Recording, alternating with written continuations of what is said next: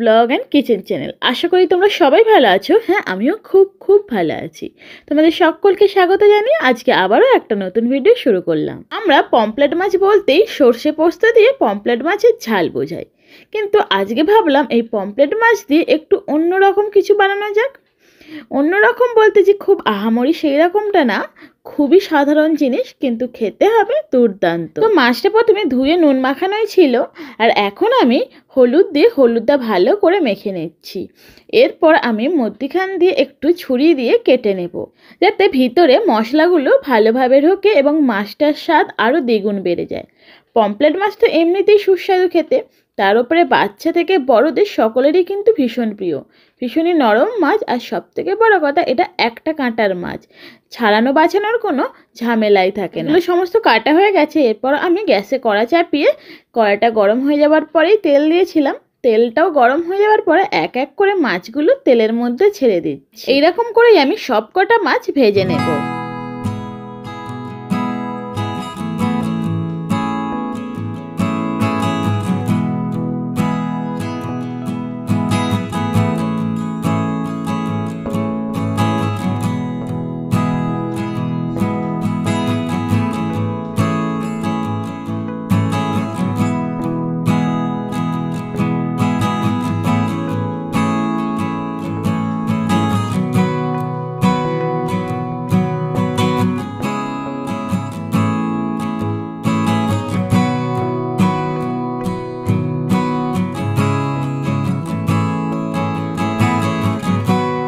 ধীরে সুস্থে এক এক করে আমি সমস্ত মাছগুলো কিন্তু ভেজে নিচ্ছি। আর এখানে আমার অলরেডি সমস্ত মাছগুলো ভাজা হয়ে গেছে। আর মাছগুলো ভাজা হয়ে যাওয়ার পরে কি দারুণ লাগছে, মনে হচ্ছে এই গরম গরম পমফ্রেট মাছ দিয়ে এক থালা ভাত অনায়াসেই খাওয়া যায়। কিন্তু আজকে তো আর মাছ ভাজা করে রাখছি না, করবো মাছের ঝাল। তাই কড়াতেই যে মাছের তেলটা ছিল ওই তেলের মধ্যে আমি দিয়ে দিলাম রসুন বাটা। রসুনটা আমরা পুরোপুরি বাটি না, একটু থেতো করে নিই, তাতে কিন্তু রসুনের পুরো ফ্লেভারটা রান্নার মধ্যে চলে আসে। রসুনটা একটু ভাজা হয়ে যাবার পরে দিয়ে দেওয়া হলো পেঁয়াজ কুচি। পেঁয়াজ কুচিটা দিয়ে একটু কিছুক্ষণ নাড়াচাড়া করব, যতক্ষণ না পেঁয়াজটা একটু নরম হয়ে আসছে।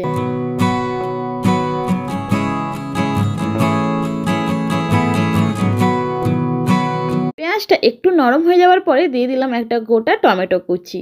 একটু নাড়াচাড়া করে দিয়ে দেব পরিমাণ মতো লবণ। আর লবণটা এখন দিলে কিন্তু টমেটোটা অনেকটাই তাড়াতাড়ি গলে যায়।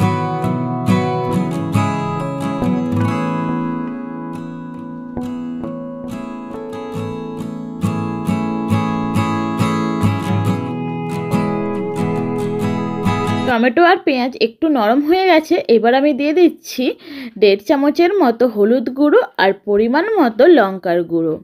আর এরপর আমি এই সমস্ত মশলাগুলোকে অনেকক্ষণ ধরে কষাবো। প্রায় 2-3 মিনিট ধরে কষানোর পরে দিয়ে দেওয়া হবে আদা বাটা। হ্যাঁ, তোমাদের অনেকেরই হয়তো মনে হবে যে আদা বাটাটা এখন দেওয়া হচ্ছে কেন। আসলে এটা কিন্তু আমার শাশুড়ি মায়ের স্পেশাল রান্না। আসলে মা যে কোনো রান্নাতে আদা বাটাটা এইরকম মশলা কষানোর পরেই দেন। আর আমি যখন এর কারণটা জিজ্ঞাসা করি তখন বলেন যে আদা বাটাটা অনেকক্ষণ ধরে কষতে হয়, আর আদাটা অন্য মশলার থেকে অনেকটাই কম লাগে, যার জন্য অনেকক্ষণ ধরে কষার ফলে আদার যে আসল ফ্লেভারটা থাকে সেটা চলে যায়। তাই আদাটা যদি আমরা পরে দিই তাহলে আদার মেন ফ্লেভারটা মশলার মধ্যেই রয়ে যায়। আর এছাড়াও কিন্তু একটা টিপস আছে, যদি আমরা প্রথমে আদা বাটাটা ব্যবহার করি তাহলে কিন্তু তেলের মধ্যে গিয়ে ওই আদা বাটাটা চারিদিকে ছিটকে যায় ও কড়ার মধ্যে জড়িয়ে যায়। আর যদি আমরা এই পর্যায়ে আদা বাটাটা দিই তাহলে তো কড়ার মধ্যে ছিটকে যাওয়ার কোনো সম্ভাবনাই থাকে না। তোমরা দেখতেই পেলে আদা বাটাটা দেওয়ার পর আমি কিন্তু মশলাটা আরও 2-3 মিনিট কষিয়ে নিয়েছি। আর যখন মশলা থেকে তেল ছেড়ে আসলো দিয়ে দিলাম স্বাদ মতো চিনি। চিনিটা কিন্তু রান্নার মধ্যে অনেকটাই টেস্টটা ব্যালেন্স করে। চিনিটা দেওয়ার পর নাড়াচাড়া করে নিলাম, আর এরপর দিয়ে দিলাম অল্প পরিমাণে জল। আর এখানে কিন্তু আমি জলটা অল্প অল্প করে ব্যবহার করছি, একেবারে কিন্তু আমি দিয়ে দিচ্ছি না। জলটা আমি অল্প অল্প করে দিচ্ছি, তার সঙ্গে নাড়াচাড়া করে পুরো মশলাটা কষিয়ে নিচ্ছি। মোট কথা বলতে গেলে আজকের যে রান্নাটা হচ্ছে এটা কিন্তু ধৈর্য নিয়ে বেশ কিছুক্ষণ ধরে মশলাটা কষাতে হবে। আর এখানে অল্প অল্প করে যে জল ব্যবহার করা হচ্ছে তার কারণ হলো যে পেঁয়াজ আর টমেটোর টুকরোগুলো আছে ওইগুলো যেন পুরোপুরি ঘেটে যায়, কোনো রকম দানা দানা যাতে না থাকে। আর আমি যে জলটা ব্যবহার করছি ওটা কিন্তু উষ্ণ গরম জল। গরম জলটা ব্যবহার করার কারণ হচ্ছে যাতে তরকারিটার কালারটা একই রকম থাকে, এর কালারটা যাতে ফিকে না হয়ে যায়। এই অল্প অল্প জল দেওয়ার প্রসেসটা 2-3 বার করলেই যথেষ্ট, বারবার যে করতে হবে তার কোনো ব্যাপার নয়। এরপর আমি পরিমাণ মতো জল দিয়ে পুরো মশলাটা একসঙ্গে নাড়াচাড়া করেছি। এখানে আমি একটু পরিমাণটা বেশিই দিয়েছি, যতটুকু আমার প্রয়োজন হবে। এরপর এই ঝোলটা যখন বেশ অনেকক্ষণ ধরে ফুটে উঠবে তখন আমি এক এক করে মাছগুলো দিয়ে দেব ঝোলের মধ্যে। মাছটাও ঝোলের সঙ্গে বেশ কিছুক্ষণ ফুটবে যাতে ঝোলটা মাছের মধ্যে একটু ঢুকে যায়, আর ততক্ষণে কিন্তু ঝোলটা অনেকটাই শুকনো হয়ে যাবে, একেবারে রসা রসা মতো।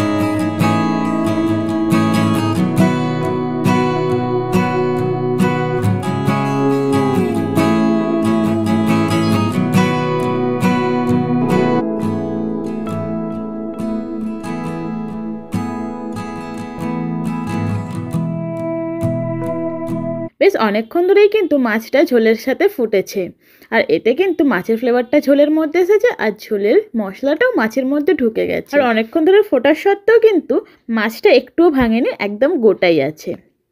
বেশ কিছুক্ষণ ধরে মাছ তো ফুটে গেছে আর ঝোলটাও কিন্তু অনেকটাই শুকনো হয়ে গেছে। এবার আমাদের কিন্তু পমফ্লেটের ঝাল পুরোপুরি রেডি হয়ে গেছে, আর কড়া থেকে নাবিয়েও নিলাম। আর এই হচ্ছে পমফ্লেটের ঝাল। তো এই পমফ্লেটের ঝালটা তোমাদের আজকে কেমন লাগলো তোমরা কিন্তু অবশ্যই আমাকে কমেন্ট করে জানিও।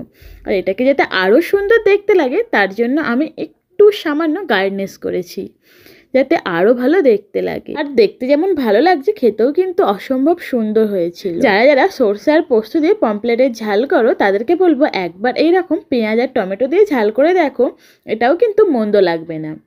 আজকের ভিডিওটা কিন্তু আমার একদমই শেষের দিকে। আজকের ভিডিওটা তোমাদের কেমন লাগলে অবশ্যই কিন্তু আমাকে কমেন্ট করে জানাবে। ভালো লাগলে লাইক আর শেয়ার করে দিও। আর যে সকল বন্ধুরা আমার চ্যানেলে নতুন আসছো তাদেরকে বলি চ্যানেলটা সাবস্ক্রাইব করে দাও, যাতে পরবর্তী এই রকম ধরনের নতুন নতুন ভিডিও সবার আগে তোমাদের কাছে পৌঁছে যায়। তাহলে দেখা হচ্ছে পরবর্তী ভিডিওতে। ততক্ষণ ভালো থেকো, সুস্থ থেকো আর সাবধানে থেকো। খুব শীঘ্রই দেখা হচ্ছে পরবর্তী ভিডিওতে। Tata, bye bye.